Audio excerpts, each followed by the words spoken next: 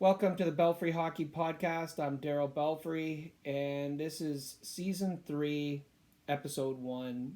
And what I'd like to do with this season is focus a lot on the actual art of teaching. And of course, I'm going to use hockey as the platform, but it could be anything. It could be a school teacher, it could be anytime you're teaching anybody anything. These types of things that we're going to talk about over the course of this season. This is how I want to present it. All the different things that I've learned over the years and what I'm currently focused on. So this first episode, I'm going to talk about a lot about meeting players where they're at and how to do that on a team environment or in a group setting. Most of my work in player development, it started off in private lessons, then went to groups and teams, and then while I was doing that, I was doing then very small groups of a couple of players, and then private lessons throughout. And I found like having the diversity of being able to deal with different players. Have, for example, like you'd have a group of 5, you have one forward and 4 defensemen, or you have like odd situations like that. That those environments is what really I think challenge me to think about things differently, because you just have to. And then of course in team environments, when I first started with groups and teams, my focus was just focus on the best player. Whoever the best player is, focus on that player, make sure that player gets better, and kind of drag everyone else along.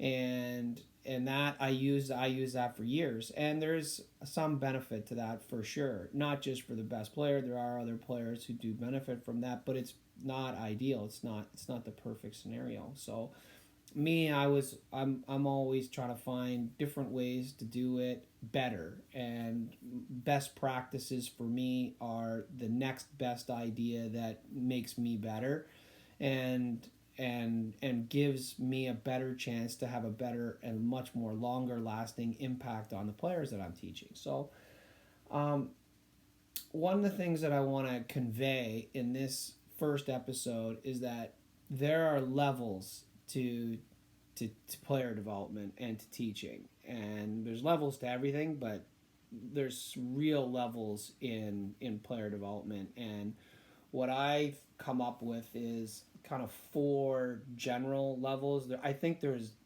you can go, and I have kind of separated these a little bit more and into more granular levels. Sometimes like more subcategories and stuff, because those are points of emphasis that I was working on at the time. So one of the big challenges for me personally has been there hasn't really been a good model for me. And I whenever I've gone out to really do a lot of research on people who are effective at influencing real change in athletes, I always find myself like disappointed, because you just see so much of the same things over and over again, and I don't ever want to do that. I think I kind of grew up with if you do what everyone else does, you get what everyone else gets, and I was always trying to find a way to be different and better at the same time. And so with that motivation, I was always like looking for some ideas, and then just found myself, like I said, very disappointed, because there really isn't a lot of really good models in terms of people that have like a real feel. Like there's people that have like a shtick where they kind of do the same types of things over and over again. There's coaches who kind of operate a certain way, and then they are in the business for a long time. They have many assistant coaches, and then of course they all adopt a lot of those same methodologies, and then they spread out like wildfire, and then next thing you know, it's just a lot of the same. And that's kind of where I was at years ago. And so now I've over the last 15 or 20 years, I really try to figure out how to be a better teacher and what that actually means. And so what I want to go through is today is group environment, team environment, teaching. Because very often you're not teaching when you're in a group environment. And most of the coaches that I watched that I thought were really good, they were coaching. They weren't teaching. And I think that there's a big difference. And there's moments where you could argue that there's some teaching going on. But as soon as you run one drill for 15 minutes and you don't really have any adjustments and you don't really talk to anybody, you just run the drill, you're not really teaching. And then I watch the assistant coaches, and they're either putting pressure on people or they're standing in line, but they're not really like affecting or influencing reflection on what happened to try to do something either different or better or make an adjustment. Then we're just running drills. And if we're just running drills, then we're drifting more towards coaching, not so much on the teaching and trying to actually influence behavioral change. So I want to go through these. I have broken it down into 4 levels. So the first level is single structure. Single structure is pretty much where 90 to 95% of hockey lives, is in a group environment, is in single structure. So what is a single structure?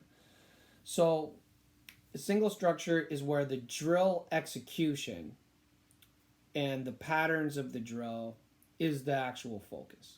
So, this is where the coach brings you over to the board, draws up ever so nicely the patterns of how the drill is going to work, the timing. Okay, when this happens, then this guy goes, and then this guy jumps out here, and then going to accept a 2-on-1, and then when that happens, then erase the board, draw phase 2 of the drill. The drill goes, and there's many different components, perhaps, or maybe it's a simple drill. Whatever the case is, doesn't really matter. It's all about the execution of the drill. It doesn't matter how complicated the drill is, or how many pieces are, or how game oriented it is, or anything like that. And it can be a game. Could be a game. Everyone loves games. Could be a game. That's a single structure. And what it is like the teaching elements are very generic. So there's nothing really personalized about it. It's not like you go to your star left winger and you say, hey, like in this drill, if I was you, I would focus on, your shot release. I would change angle, the way in which this drill is coming. You're primarily, at least for the first half when we're going this way, you're going to be coming down your off wing. Like that might be a great opportunity to go shot fake, little step to the middle, and then just try some different skills. You're going to get some of that, but not really a lot of it. And you're certainly not going to go down the line. You might talk to one kid, maybe 2 kids. There might be a kid also who, when they're going, they just go down the middle of the ice and shoot the puck from an unreasonable position, so you make a correction there. But it's not really like personalized development. You're just coaching to the effectiveness of the execution of the drill. And that's basically, like I said, upwards of, to me, 90% of what you see is single structure. And I think one of the things that's very interesting with this is when I go out in a small group environment, it doesn't matter the level. I'm talking NHL all the way down. Most of the time in a group environment, players are generally bored, and and what they'll do is the best players have a real love for the game, and they have a passion for their craft, and so they're looking to make the drill their own in some way. They're looking to do different things, and so they're not going to take the mundane or boredom of a practice, and they're not going to just accept that. And what they're going to do is they're going to just find little moments where they can do different things and execute things different. So they're going to come down on that 2-on-1, and they're going to do 5 different plays, and they're working on different things. They're collecting information. They're making their own adjustments. They're in a process. They're going to take your practice and they're going to make it a player development exercise for themselves in some way, shape, or form. We love those kids. Then you have like everyone else. Like this is the kid, he's genuinely bored. He's, not really engaged mentally. He's flipping pucks around, in between the drills, he's just stick handling. And, like they're just, it doesn't matter the pace of the practice. That's, you can keep engagement by the pace of the practice, of course, because they are doing more things more often. All you're doing is reducing the amount of dead time that they have. But the overall consensus, when you really see what's actually going on and the actual execution of what the player's actually doing, player's bored.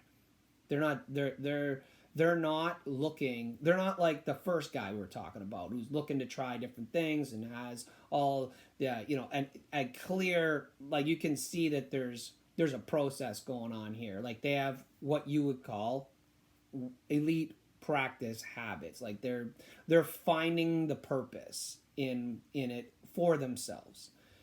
The rest of them, you're like, it's cattle prodding to get them through the practice. And for the most part, they're mentally, from a personal player development perspective, in their interest in using that time to get better, they're not. They're not. And they're not disruptive. They do the drills properly. You wouldn't accuse them of not working hard or trying hard, but they're not there actively looking to try to find ways to improve what's going on for themselves, either personally or to make other people better, etc. It doesn't matter what level you're at, there's a severe lack of leadership that occurs when you are in single structure. All the leadership comes from essentially cattle prodding of the coach, trying to drive energy, enthusiasm, trying to reduce the boredom level. And if there is any leadership, it's personal leadership where one or two kids or a small number of kids have their own kind of things that they're working on and they have these habits, but they're not transposing those onto others, which would reflect leadership. They're not like saying in a line after a rep, hey, that was 2-2. They're not to the next guy. Hey, that was great. I thought you had me there. If you would have done this, that would have put me in a tougher spot. Like that's leadership, right? And how much of that's really going on? I've been at every level. I've been with the best players in the world. You see it infrequently at best in a single structure. So that's single structure. Parallel structure is the next level. Parallel structure is when you have two or more players working on two or more different concepts. So rather than like having a drill or a game in which the outcomes are kind of clear as to what needs to happen, in a parallel structure you have kind of either two things going together. So you have play with the puck and play without the puck, and you're trying to coach both of them. Or you have offensive player working against a defensive player, and the offensive player has one set of objectives, defensive player has another set of objectives. You're using the parallel structure of the drill to work one against the other. So one is testing their ability to learn the skills and collect information. And then the key to the parallel structure is in feedback, both from the coach and from the player, learning to reflect and say, okay, like in that one, I could have maybe created a heel, or I could have attacked space, or I could have changed speeds, or I could have cut back, or what. Like they start to think of other possibilities of what they could have done, and then that factors into the next rep, and then they take that information and then they're actively processing what's going on, and they're trying to, make an adjustment for the next one, or maybe take control of the space differently in the next one. But there's a real active aspect to it. And one of the things that irritates me and is a miss in most of hockey is the idea that surrounds a dummy defender. And this dummy defender has irritated me for years, and now this is my soapbox opportunity to talk about it. So, a dummy defender is a missed opportunity at a parallel structure. So what you're saying is that I'm running a drill. The drill has a specific objective for the offensive player, for example, and the offensive player, I want that player to win. And so what I'm going to do is tell the defensive player, I don't want you to try. Not certainly don't want you to try hard.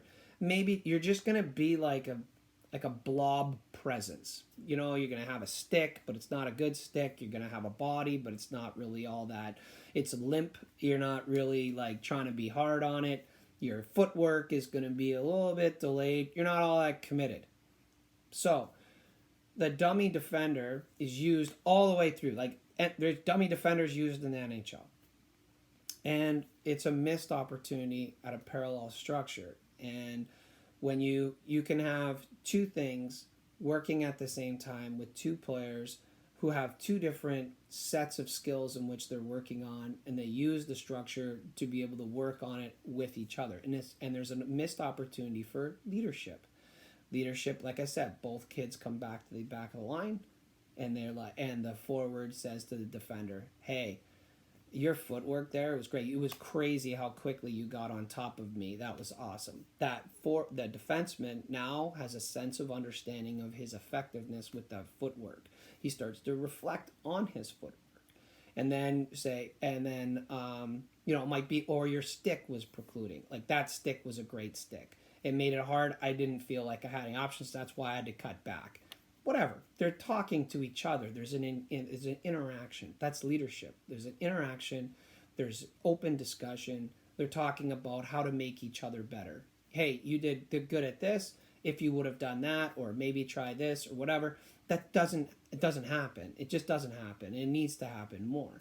And that's what a parallel structure has the opportunity to do. And as a teacher, my objective is to foster situations in which that happens frequently, that there is a clear skill opportunity that's been that each player is working on, that there's immediate feedback that the player is trying to assess. Like, after that rep, you might hear from me, you might not hear from me. I'm trying to train them also that if you're waiting for me every time, that's also inefficient, because I got to be in a lot of different places. So you want to do it yourself.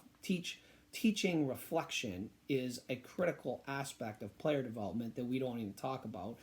And you can get there through this fostering leadership on your ice, where players are engaged in talking to each other. And a parallel structure is a easy way, not easy, but it's a natural way for players to then work together, and you can force them to do it. And you can encourage by the way, the questions that you ask, the way that you structure things. You start talking about the reflection, and then you talk to the individual players about the benefits of reflection, and talking to them about how they can create those conversations while they're on the ice. That's parallel structure. Then you have a personal structure. So now I have two or more players working in the same drill structure, but each individual player has a specific thing that's different that they're focused on in that drill environment. So, for example, let's say I'm the D coach. We do a split. I'm in one end with my D. I got 6 or 8 D. We're gonna do retrieval habits. That's the drill. So puck goes in. I'm gonna put it in different. I'm gonna have different. Me as the coach, I'm gonna create variability by where I'm putting the puck, how hard I'm gonna do it, when I do it, the route that I get the player to take. Like I'm creating all these variables. Okay, I might use one of the players to put pressure on them. I might have this whole process that ultimately gives them some options. Then I'm going to take some options away, force a read, all that stuff. Well, each of those, let's call it 6 defensemen. Most coaches have 6 defensemen. Some might have 7 or 8. Each one of those players has different assets. Each one of those players has different problems as it relates to their retrievals. Some players could use more change of speed. Some players could be quicker getting back there. Some players, their pivot is terrible. Some players, their stick detail's awful. Some players have no deception. Some players have a perception issue as to how, like, where the puck is. Every time the puck hits the boards, it's kind of like they have a difficult time reading the carom, and they don't understand the weight of the puck and where it's going and can't anticipate. So we have all of that. Then we have how they pick it up, and then we have the shoulder checks, and we have, what are they actually looking for? Like, you have a million skills. Like, I can list millions of them that could be including. So the more you know about these players, the more you would understand where their strengths are and where their weaknesses are. And so you would then start building a retrieval program in which you would then identify what part of the retrieval each player would be working on. So this is something like, this is where, like, if you get caught in these situations where you have 1 forward and 4D as your group of 5, what are you going to do? Well, you have to kind of personalize it a little bit, right? Like, you can't just run all retrieval. It's just throw the forward in and go, you know what, it'll probably be good for you, so go ahead. Or you say, we'll do all winger skills because the winger is actually the best player here, so let's forget about the D stuff. You guys just play forward. Like, that happens. I mean, I'm talking in the NHL, regardless, like, and all the way down. That type of stuff happens because we don't understand the player development aspects of personalizing development and having the tools and the skill set as the instructor to understand how to put that together. And that's what I'm talking about, is like that's the real skill, is understanding how to personalize a group environment so that each player has an opportunity to work on something that's specific to them, so they're going to get the maximum amount of value of the time that they're there. And you've taught, or you're in the process of teaching reflection, so now you got that, so now they can evaluate one rep against another. They can start anticipating what kinds of things they might be doing, and some of them are going to do this on their own, and then we go, those guys get, like, that's the best players, and that's where the cream rises to the top. Okay, fair enough. But as a teacher, you have a responsibility. It's like the classroom. Like, I'm just going to say, well, you know what? The cream rises to the top. Some kids get it, some kids don't. I put the homework on the board. If he gets it, he gets it. If he doesn't, he doesn't. I mean, that's what we're doing? No, of course, you're going to teach, and you're going to dig in, and you're going to figure out where the problem is, and then you're going to try to create. I hope you're going to do that. That's teaching, right? Teaching is personal. Coaching is group. So we got to find a way to teach in a group environment, but we don't always do that. We don't always understand the skills of how to do it, and it takes years to figure this stuff out. So that's why I'm trying to bring out some of the things that I see, and the things that I've been working on to try over the years to build my skill set. Or it doesn't matter what environment you put me in, I can personalize the environment, make sure each kid gets what they need out of it, and that I'm coaching, actively teaching each kid in a coaching environment. In a group setting, that's why you come to me. You're coming to me because I can personalize that environment and make sure that you have the ability to get what you need out of it. And I'm going to create tools of reflection that allows you to then understand what you need to do better in each rep so that you can build personal momentum. That's what it is in a nutshell. That's what my mission has been over the last 20 or so years. Now, the other aspect of this is when you understand each player and what they need specifically in this teaching environment and the structure that you've built, you're going to teach each player based on their priorities. So every player has in just a retrieval, they probably have upwards of 5 priorities that they could be better at. It doesn't matter who you are. You could be Cale Makar going back. I can pick 2 or 3 things off the top of my head that Cale Makar could be better at. And he's unbelievable. Quinn Hughes, unbelievable defenseman, basically an exit machine in the NHL. He's still got stuff he can work on. There's still things that he could be better at. So we're talking about the best right now, current, present day. These are the best guys. I can make those guys better because I understand what the priorities are, and I can lend them down so that they're working on something specific. Now, what's important to that guy is very different than the guy we just called up. The guy we just called up, like there's all kinds of other things. So how do you got to personalize that environment, and then you coach the player and teach the player according to his priorities. And then he is also in personal reflection, and if you're really good, you create leadership on the ice. Once you create leadership, now you have banter, reflection between one player and the next where they're actively trying to improve each other's skill set. That's what this is about, right? Ultimately trying to get to leadership, which, like I said, is when I say it's rare, it's rare. And you can say whatever you like, but if I go on the ice with your team or group, it'll be very hard to see to find or catch an individual player actively working unless there was a major event that occurred that prompted it. Unprompted as an actual habit, it doesn't happen, and that's a hole in development, and that's where we're trying to go to. But it takes a long time. You got to work to get to that, and part of that is through these building and understanding these structures. Actually having a plan for each player is probably helpful as well, which is another thing that's also very rare. Very, very. There's a lot of coaches and teachers, like hockey teachers, that can assess accurately what a player needs, and they can tell me everything that's wrong with that player, and they can probably tell me a few things that they really like about them. But to actually have a plan to develop that player and what they need, and correctly building out the priority list and building that out properly and specific for that player, that's also extremely rare. You just don't see it. They can tell me everything that's wrong, but how we fix it and what we're trying to do and all that sort of stuff, like that's just doesn't happen. So it's difficult.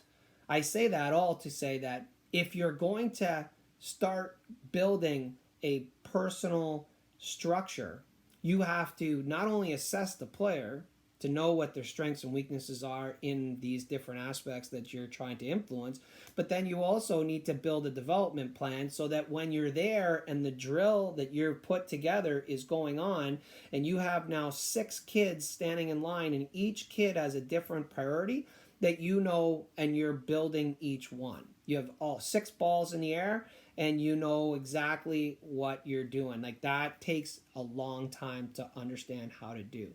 Very few people can do it, if any, and that's why I think that that's been my like holy grail to try to get to learn to be able to do that effectively.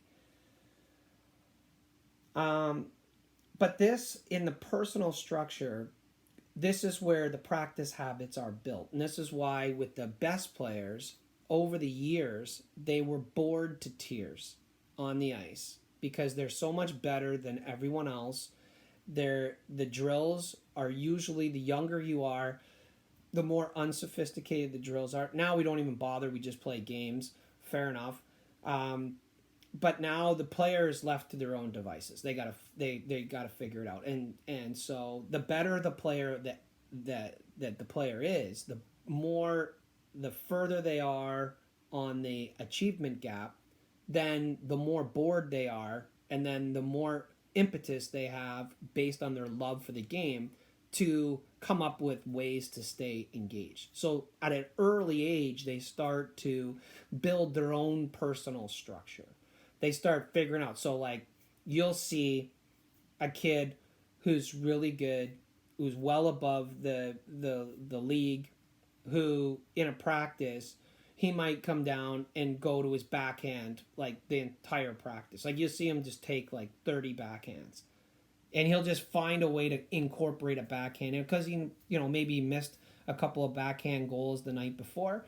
Now he's pissed off, comes to practice next day, and he just takes every drill that you have and finds a way to build a backhand chance into it. That's personal structure.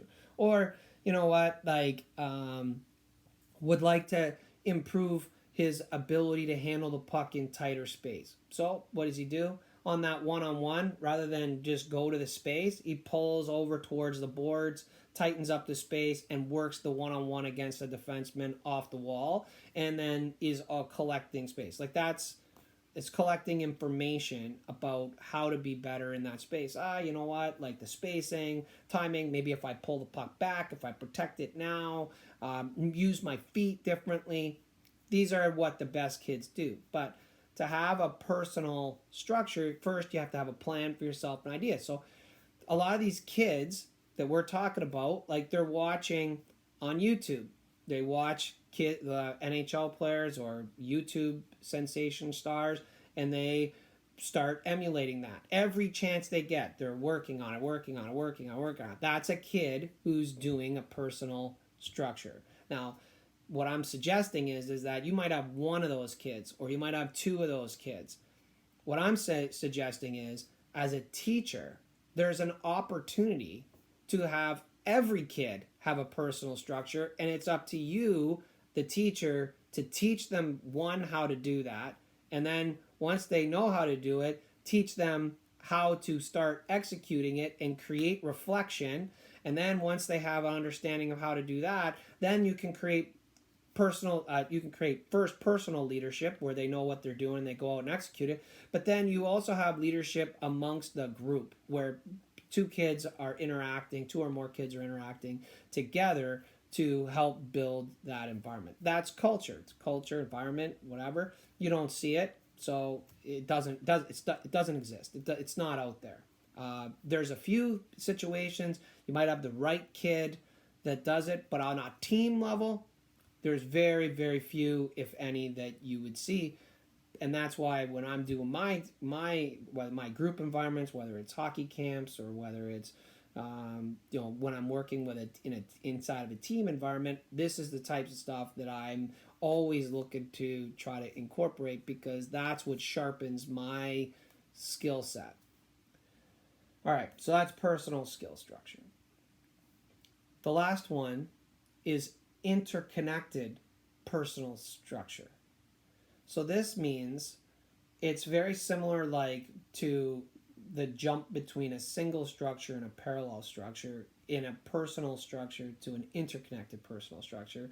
It's like you're taking the first one, which is very individual, and then you're taking the next one, which is much more of a group thing. So as a coach or teacher, what you're doing is you're going to take the individual objectives of each player, and you're going to have those work together where one pulls out the best in the other. So for example, let's say I have a power skating class, okay?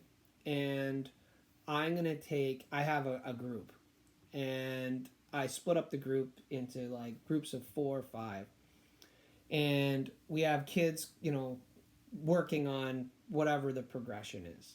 But at some point, I'm going to take the progression, I'm going to have change of speed for one player, because the kid's already pretty affluent and they skate very well.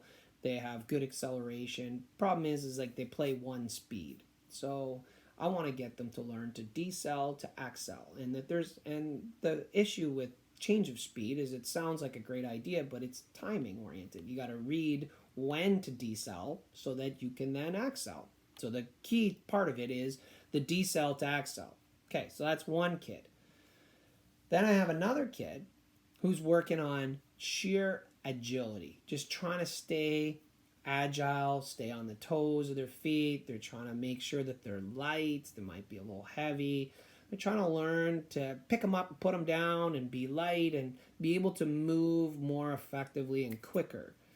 So I create a drill structure in which change of speed is against agility. So the change of speed guy is leading the play, taking control of the play, and the agility guy is in reaction too. So he's work. So that speed change guy, he accelerates. It's like a one-on-one type of a structure in some way. They take off. First guy is the change of speed guy, takes off, accelerates. The agility kid, he also accelerates. He's trying to stay neck and neck. Now the deceleration, the change of speed kid, he decelerates. So now so does the agility kid. Now he's also going to decelerate so that he can change direction. So that forces the agility kid to have to maybe pivot, or he's got to stop and start, or all. So I take one. This is one situation in which it's an interconnected personal structure. So one aspect of it is feeding the other. So we need both of these things. I want the change of speed player needs the agility kid to be very good, to be able to really learn how to decel to accel, learn the timing, and the better the agility player is, the more that player is engaged, the better, the harder it is for him, the more value he's going to get out of it. The agility kid, he needs the change of speed guy to really learn to change speeds and then also change direction. The change of speed guy needs the agility guy to stay with him. And this agility guy needs the change of speed guy to be changing directions, to decel, to change directions, to force him to have his to put his feet in awkward spots so he can become lighter. So in an interconnected personal structure, you're trying to find skills that lend itself to each other, and they work in tandem to elevate, to raise the tides so that all the boats rise. That's basically what we're doing.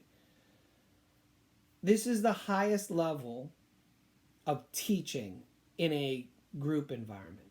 If you can figure out, and I've got lists and lists and lists that I've worked on over the years to come up with these, like, what types of things can you get this push-pull environment with that one lends itself to the other, and then create an interconnected environment in which the players can work with each other, and then off we go.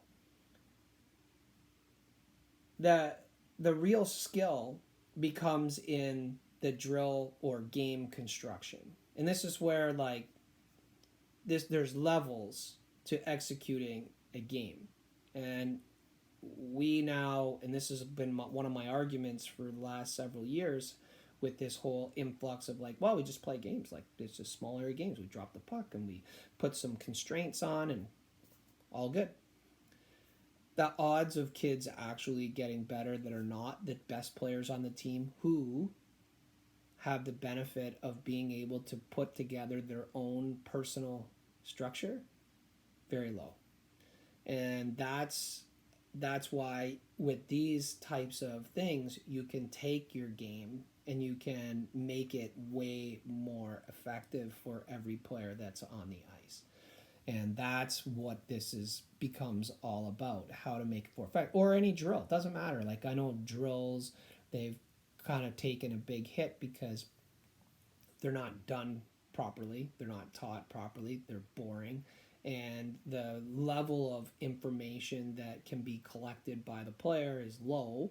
There's not a lot of reading the game, and so you lose all of that. And so it's like, why we even bother? Well, what we have, it's not the drill that's the problem. It's the teacher's no good. The teacher lacks skills, doesn't have the skill set to be able to execute the teaching things that need to happen to make that drill effective in its place in the progression. Because if we're actually teaching, there's a progression, and we're trying to focus on that progression, and we're moving kids along, and we're all constantly evaluating, and that influences the progression. That's really where we're at. And when you don't have any of those considerations, which very few people are considering those aspects, that's where you run into an issue. So the highest form of a group dynamic and a group development environment, which honestly, every time you step on the ice, it's an opportunity to get better. So you could argue that every time you get on the ice, it's a development environment. But how much of it are you actively promoting that with your players? How many of your players are actually doing it? The answer is it's extremely low, if any. And so what I'm trying to do is build an awareness that there's levels to this, and there's levels to get to, and there's ways to start trying to figure these things out. And the effort that you put into it, the more you're going to get out of it. And then more importantly, the more your players are going to get, and they'll have a deeper understanding of the game and the line. And the other part of it that I think is really important is there's a team leadership that comes from it. And I find one of the things that's really stood out for me is there's a real lack of leadership on teams from the top to the bottom.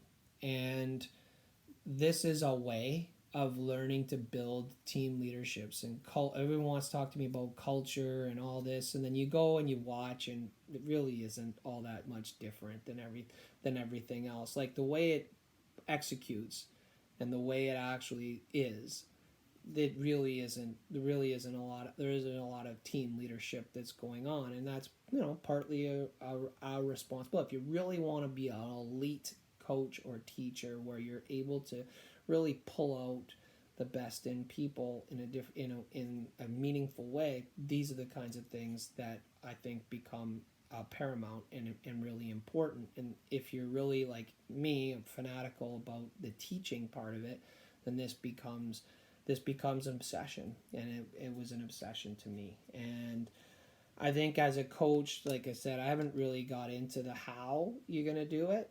I've only got into the what, but we have a whole season, so I'm going to start kind of chipping away at some examples of how to foster some of these stuff. But this was a good intro, I think, into how to meet the player where they are and to start to build out a real structure, and for not only the player to learn, but for you as the coach and the teacher.